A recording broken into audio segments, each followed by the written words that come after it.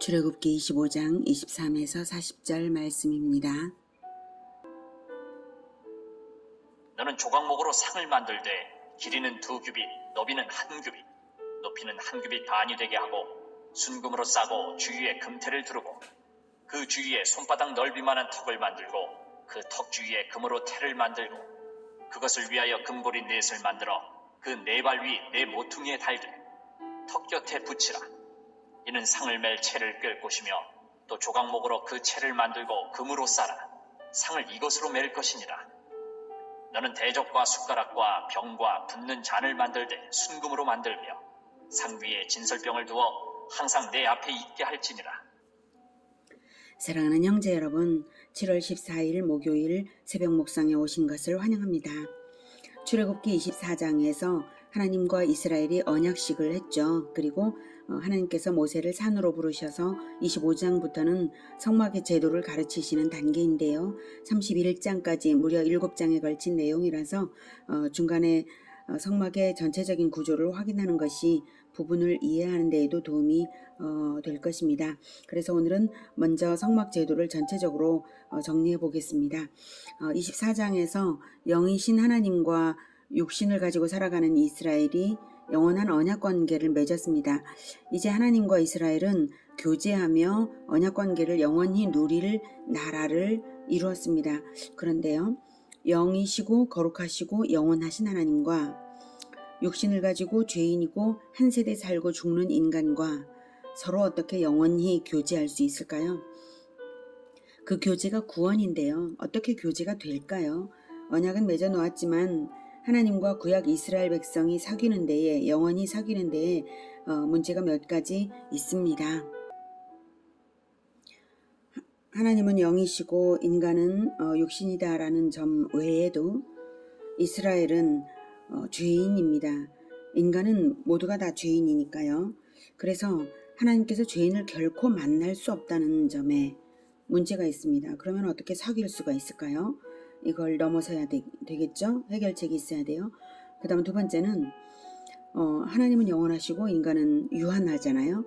그러면 하나님께서 인간들을 사귈 때에 중보자가 반드시 필요한데요. 중보자, 지금까지도 모세가 중보자로서 계속 이스라엘과 사귀어왔어요, 사실. 그런데 모세도 이제 죽을 것이고요. 계속 살아있는 중보자가 없다는 사실입니다. 영원히 대를 잇는 중보자가 있어야만 합니다. 영원히 살든지 아니면 대를 이어서 영원히 대를 이어갈 중보자 가문이 있든지 이래야 이스라엘과 하나님과의 영원한 사귐이 보장이 되죠. 그 다음 세 번째로는 하나님과 사귀는 법을 이스라엘이 알아야 되는데 한 세대만 알고 그들이 다 죽어버리면 그 다음 세대에서는 하나님과의 사귐이 끊어지잖아요. 그러지 말아야 되는 것이죠.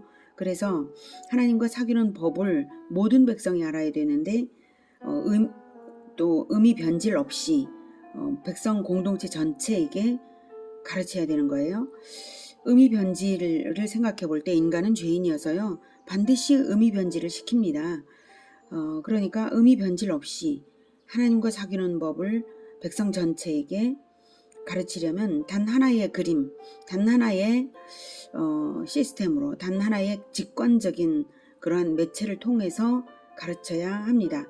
공동체에게 진리 교육 시스템이 제공되어서 대를 이어야 하는 것이죠. 이 문제를 해결하기 위해서 직관적인 진리 교육 시스템이 있게 하신 것입니다. 그것이 바로 성막입니다. 이제 성막을 그림으로 보면 성막은 텐트입니다. 광야에서 가나안을 향해 행진하는 중이므로 이동식 성전이죠. 세월이 지나서 가나안 땅에 들어가서 정착한 후에는 나중에 다윗 시대에 성막을 성전으로 지었어요. 이 성막의 설계도는 하나님께서 직접 모세에게 가르쳐 주신 대로 지은 것이고요. 성막은 하늘 성전의 모형입니다. 성막이 무엇을 하는 것인가 하면 한마디로 하나님과 교제하는 곳이죠. 하나님이 저기 계시고 저기서 예배를 드리고 기도를 하고 하나님이 받으시고 응답해 주십니다. 그렇다면 하나님은 정말로 저곳에만 계신가요? 정말은 그렇지 않죠. 하나님은 어디든지 계신 분이시고요. 성령과 진리로 드리는 올바른 예배라면 어디서든지 예배를 받으시는 분이십니다. 그러나 저런 체험학습 자료로서 하나님과 사귀는 법을 공동체가 통일성 있게 직관적으로 배우게 하신 것입니다. 그러니까 성막은 체험학습 시스템으로서 하나님과 사귀는 법을 가르쳐 줍니다. 그러니 성막의 각 부분이 주는 의미를 아는 것도 중요하겠죠. 성막제도 자체가 주는 의미를 잘 알고 적용하는 것이 중요합니다. 먼저 첫 번째 그림은 이스라엘 백성이 진을 친 가운데에 성막이 있는 모습인데 밤이고요. 두 번째 그림은 낮입니다. 밤 그림에서 성막 위로 불기둥이 솟아있고 빛을 발하고 있죠. 저 신비한 불기둥은 낮이 되면 구름기둥이 됩니다. 두 번째 그림은 낮에 성막 위에서 구름기둥이 솟아있고요. 하나님께서 살아 계시다는 증거입니다.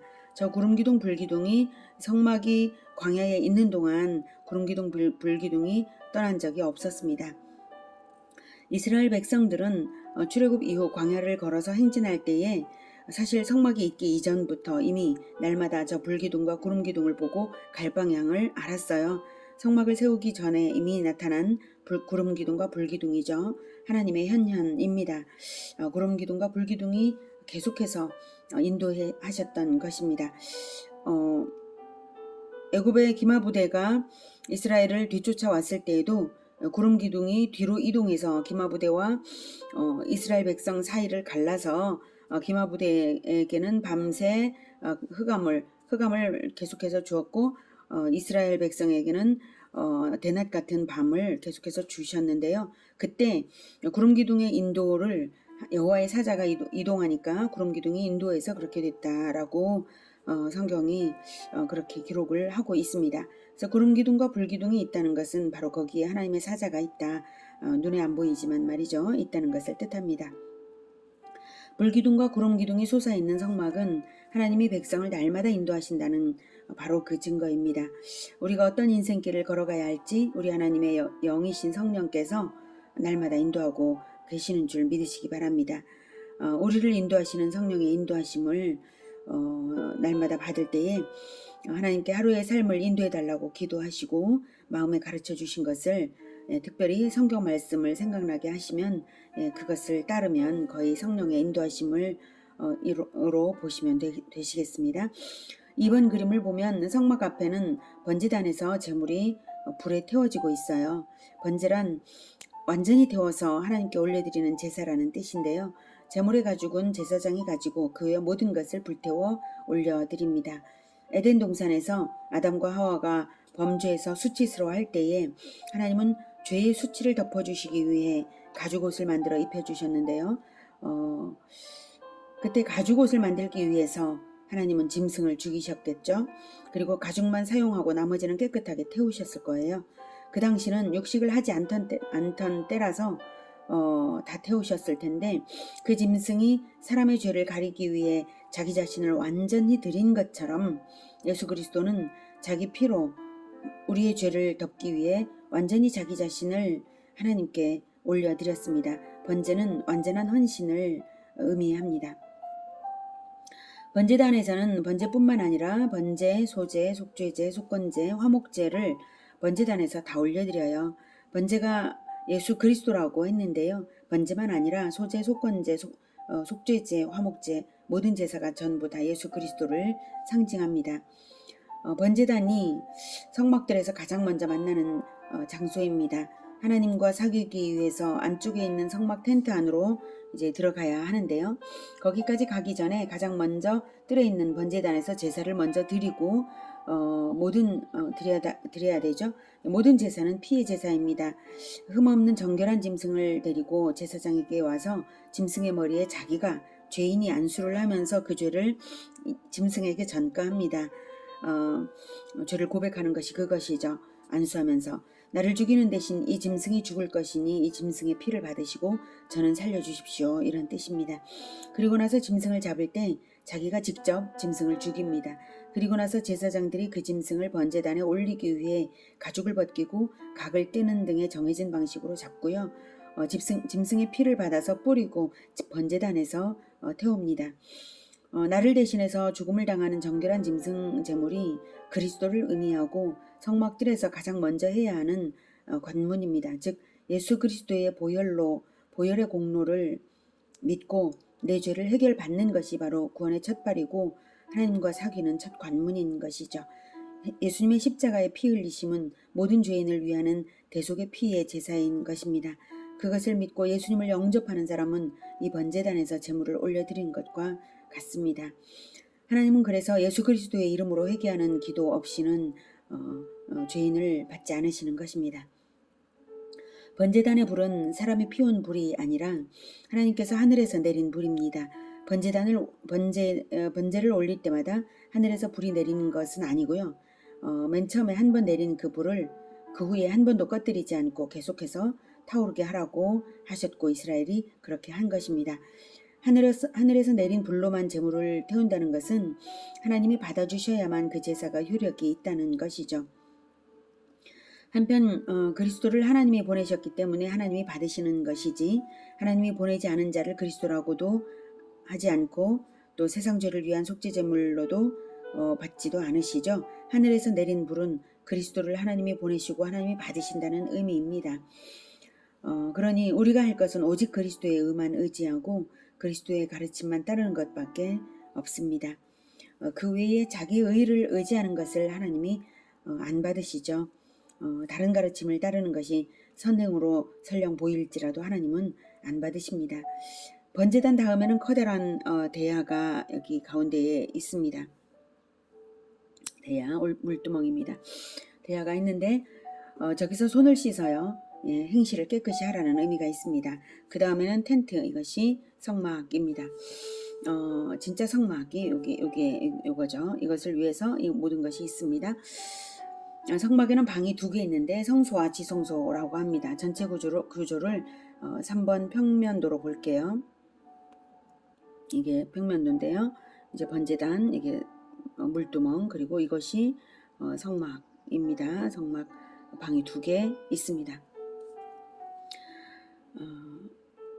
문을 열고 이렇게 6번이 번제단, 5번이 물두멍, 다시 3번은 떡상, 4번은 금등잔대, 2번은 금향로, 1번은 언약궤입니다. 지성소이고 여기가 성소입니다. 그리고 여기에는 1년에 단 한 번만, 지성소에는 1년에 단 한 번만 대제사장만 들어갈 수가 있고요. 여기 성소는 제사장들만 들어갈 수가 있습니다. 지성소로 들어가면 법궤가, 이게 법궤, 언약궤 또는 증거궤라고 합니다. 성막 안에 있는 중요한 물건들을 볼게요. 이게 떡상이고요. 그리고 이것이 금등잔대입니다. 그리고 분향단이고요. 그리고 이것은 언약궤입니다. 그리고 이게 성소 내부입니다. 여기에 떡상, 여기에 금등잔대, 그리고 이게 분향단, 그리고 휘장이 있고 4개의 기둥이 휘장이 드리워져 있죠. 휘장 너머에 지성소가 있습니다. 자, 어제 저녁에 22절까지 봤는데 25장 전체 얼개를 먼저 보면요. 9절까지 성막 건축 준비를 명령하셨고 22절까지 법궤 제작 방법을 가르쳐 주셨죠. 이제 30절까지 떡상 제작 방법, 40절까지 등대 제작 방법을 보도록 하겠습니다.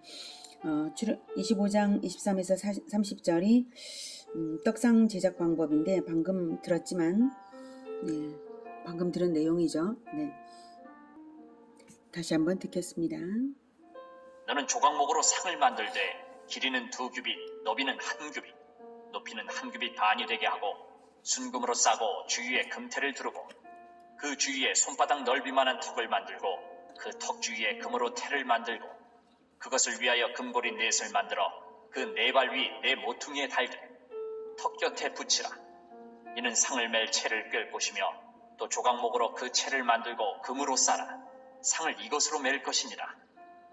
너는 대적과 숟가락과 병과 붓는 잔을 만들되 순금으로 만들며 상 위에 진설병을 두어 항상 내 앞에 있게 할지니라. 네, 성막이 하나님의 임재의 처소이고 이스라엘과 교제가 실제로 일어나는 곳으로 보시면 됩니다. 상을 항상 내 앞에 있게 할지니라 라고 하니까 하나님이 영이시니까 눈에 안 보이잖아요. 그러니까 떡상에 항상 하나님이 계시다 이렇게 생각하면 되고, 떡상에서 그 떡을 먹는 자는 제사장들이 먹지만 사실 12덩이의 떡을 넣거든요. 그러니까 이스라엘 백성들이 먹는 것이다 라고 생각을 하시면 됩니다. 성막이 하나님의 임재의 처소이고요. 교제가 일어난다, 하나님과 교제한다 라고 했을 때 언약 백성으로서 하나님의 임재와 교제라는 것이 바로 축복 그 자체입니다. 아내에게 남편이 와서 함께 살고 남편과의 교제를 누리는 것 자체가 행복 아닙니까? 마찬가지로 남편이 함께만 있으면 모든 물질적인 것들도 다 이제 해결이 되잖아요. 그런 것입니다. 남편과의 교제가 있을 때에 모든 것이 해결된다는 그런 축복의 상징, 그것이 떡상 또는 진설병상입니다. 진설병상은 등대와 마주오는 자리에 있습니다. 방금 그림을 봤지만 이 12개의 진설병이 12개, 6개씩 나란히 이렇게 12개를 이제 놨죠. 12개의 진설병이 바로 이스라엘을 상징합니다. 그래서 누구를 먹이고 있냐면 이스라엘을 먹이고 있다라는 의미, 그 상징이 여기에 있습니다. 12지파를 하나님께서 날마다 먹이고 있다. 영적인 양식을 의미하죠. 제사장들은 하나님을 섬기기 위해서 안식일마다 이 떡을 올려드리고 묵은 떡은 자기들이 거룩한 곳에서 이제 먹습니다.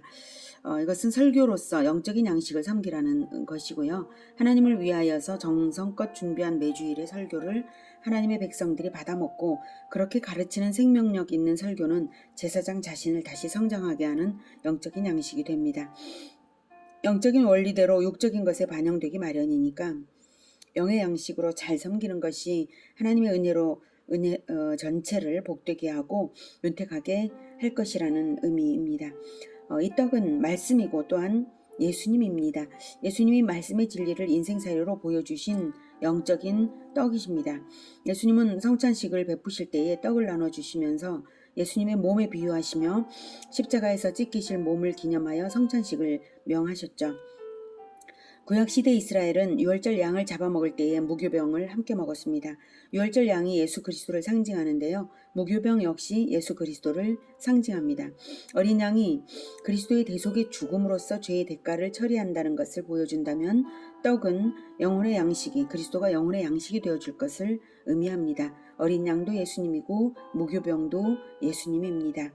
요한복음 6장 47에서 58절에는 예수님이 바로 그 떡이라는 사실을 분명하게 말씀하십니다. 읽어볼게요. 진실로 진실로 너희에게 이르노니 믿는 자는 영생을 가졌나니 내가 곧 생명의 떡이니라. 너희 조상들은 광야에서 만나를 먹었어도 죽었거니와 이는 하늘에서 내려오는 떡이니 사람으로 하여금 먹고 죽지 아니하게 하는 것이니라. 나는 하늘에서 내려온 살아있는 떡이니 사람이 이 떡을 먹으면 영생하리라. 내가 줄 떡은 곧 세상의 생명을 위한 내 살이니라 하시니라. 그러므로 유대인들이 서로 다투어 이르되 이 사람이 어찌 능히 자기 살을 우리에게 주어 먹게 하겠느냐? 예수께서 이르시되 내가 진실로 진실로 너희에게 이르노니 인자의 살을 먹지 아니하고 인자의 피를 마시지 아니하면 너희 속에 생명이 없느니라. 내 살을 먹고 내 피를 마시는 자는 영생을 가졌고 마지막 날에 내가 그를 다시 살리리니 내 살은 참된 양식이요 내 피는 참된 음료로다. 내 살을 먹고 내 피를 마시는 자는 내 안에 거하고 나도 그의 안에 거하나니 살아계신 아버지께서 나를 보내심에 내가 아버지로 말미암아 사는 것 같이 나를 먹는 그 사람도 나로 말미암아 살리라. 이것은 하늘에서 내려온 떡이니 조상들이 먹고도 죽은 그것과 같지 아니하여 이 떡을 먹는 자는 영원히 살리라. 네. 그리고 이렇게 말씀하셨고 63절에는 말이 곧 영이라고 말씀을 하셨습니다. 살리는 것은 영이니 육은 무익하니라. 내가 너희에게 이른 말은 영이요 생명이니라. 생명이라. 자, 그러니까 이 떡을 먹는 자는 영원히 살리라 라고 하셨으므로, 살리는 것은 영이라 이렇게 말씀을 하셨으므로, 지금까지 말씀하신 이 58절까지 말씀하신 이 모든 것이 사실은 영적인 의미다, 이런 의미죠. 그래서 예수님께서 십자가에서 죽으실 그 죽음을 바로 내 살을 먹으라, 이런 의미로, 내 피를 마시라 라는 의미로 말씀하셨습니다. 그리고 하나님의 말씀을 통하여서, 성경을 통하여서 예수님이 십자가의 피와 십자가에 그 찢겨진 그 살이 나를 살린다는 것을 의미하는 것입니다. 예수 그리스도의 말씀은 2000년 전 그날 예수님의 입술에서 나오는 것만이 아닙니다. 구약 성경 전체를 통하여 가르치시는 진리, 그것이 그리스도의 말씀입니다. 그리고 진리는 구약과 신약을 관통하여 다시 오실 예수님으로 완성됩니다. 구약 성경에서 구약 시대 이스라엘은 구약 성경의 가르침을 통하여서 유월절 양을 먹고 무교병을 먹고 하면서 오실 그리스도를 기념하였던 것이죠. 그리스도의 말씀을 가정과 교회에서 매주 섬기고 받아먹는 제사장들이 되시기를 축복합니다. 자, 다음은 등대 제작 방법 부분입니다. 출애굽기 25장 31절부터.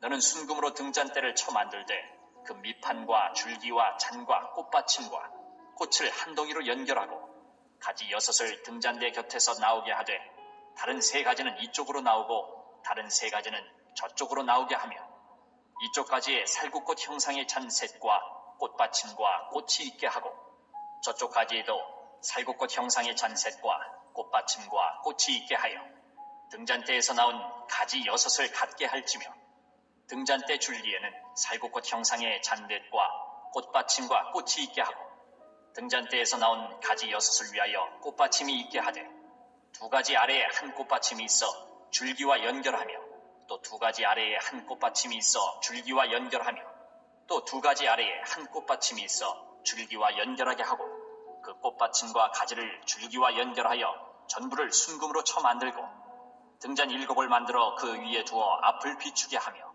그 불집게와 불똥그릇도 순금으로 만들지니 등잔대와 이 모든 기구를 순금 1달란트로 만들되 너는 삼가 이 산에서 내게 보인 양식대로 할지니라.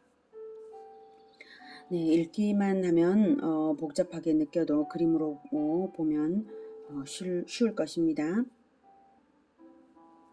자, 등잔대 이것이죠. 잘 보시면요, 7개의 가지가 있는 꽃나무입니다. 7개의 꽃 부분에 기름을 채워서 등불을 켜는 것이고요. 등대가 나무 모양이어서 에덴 동산의 생명나무를 상징합니다. 그런데 성경에는 그 생명나무가 예수님인 것을 알게 하죠. 그리고 불을 밝히죠. 진리의 빛으로 세상을 밝히는 생명나무가 바로 등대입니다. 그런데 등대는 하나인데 등은 7개입니다. 요한계시록을 시작하는 부분에는 7교회가 나오는데요. 세상의 빛을 밝히는 7교회는 진리이신 예수님을 따르는 모든 교회를 의미합니다. 생명의 빛 되시는 예수님을 따라서 우리가 세상의 빛 되라고 하시잖아요. 네, 하나의 나무인데 7등잔인 것은 교회 공동체가 예수님의 단일한 몸처럼 한 몸으로 연합된 존재로서 세상의 빛을 밝힐 수 있음을 말하고 있습니다. 그리고 생명나무니까 나무는 나무를 계속해서 낳고 낳아요. 빛의 자녀들이 계속 번성하고 충만해질 것을 소망하는 의미가 있습니다. 제사장은 성소에 들어갔을 때 가장 먼저 하는 일이 등대에 기름을 채워서 계속 불이 밝혀지게 하는 일이죠. 성소는 어둡기 때문에 등대에 불이 꺼지면 절대로 안 되고요. 등불 관리부터 시작해서 다른 일을 그 다음에 합니다. 세상에 복음의 빛이 먼저 선포되지 않으면 세상은 깜깜해서 절대로 구원의 길도 모르고 죄악 가운데서 살게 되죠. 가장 먼저 복음의 빛을 밝혀라 라는 의미가 있습니다. 등대에 불이 켜져야 떡상에 떡을 먹을 수 있습니다. 진리로 밝혀질 때 양식도 채워진다는 원리를 발견하게 되기도 합니다.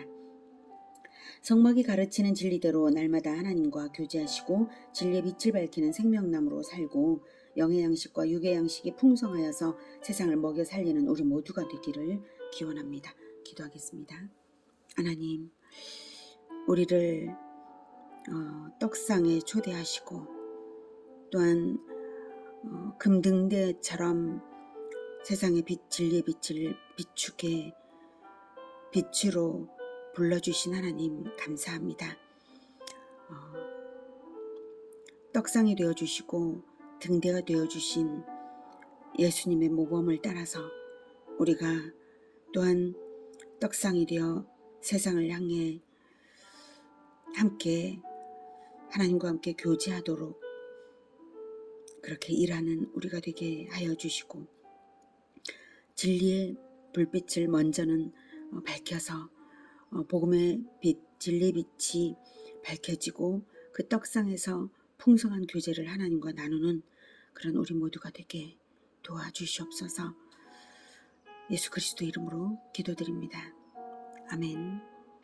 이어지는 시간은 개인 기도 시간입니다.